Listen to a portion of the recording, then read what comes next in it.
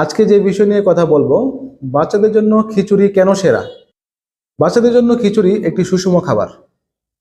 আমরা জানি আমাদের শরীরে অপরিহার্য অ্যামাইনো অ্যাসিড প্রয়োজন, যা আমাদের শরীর নিজে থেকে তৈরি করতে পারে না।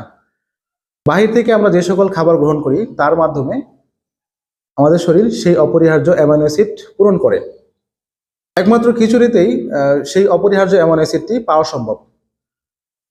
একটি সুষম খিচুড়ি তৈরি করতে যা যা প্রয়োজন: চাল, ডাল, সবজি, অল্প পরিমাণে সয়াবিন বা অলিভ অয়েল তেল।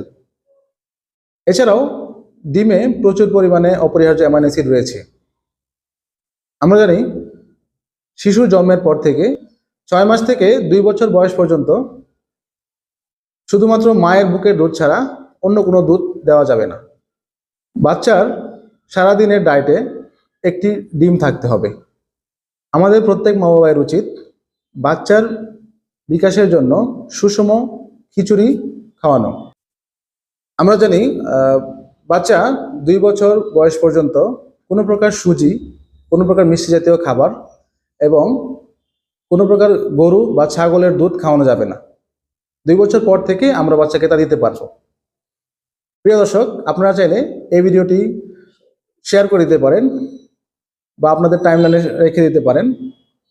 এছাড়াও বাচ্চাদের যাবতীয় সমস্যার জন্য আমার সাথে যোগাযোগ করতে পারেন স্ক্রিনে দেওয়া হোয়াটসঅ্যাপ নাম্বারে। ধন্যবাদ সবাইকে। আল্লাহ হাফেজ।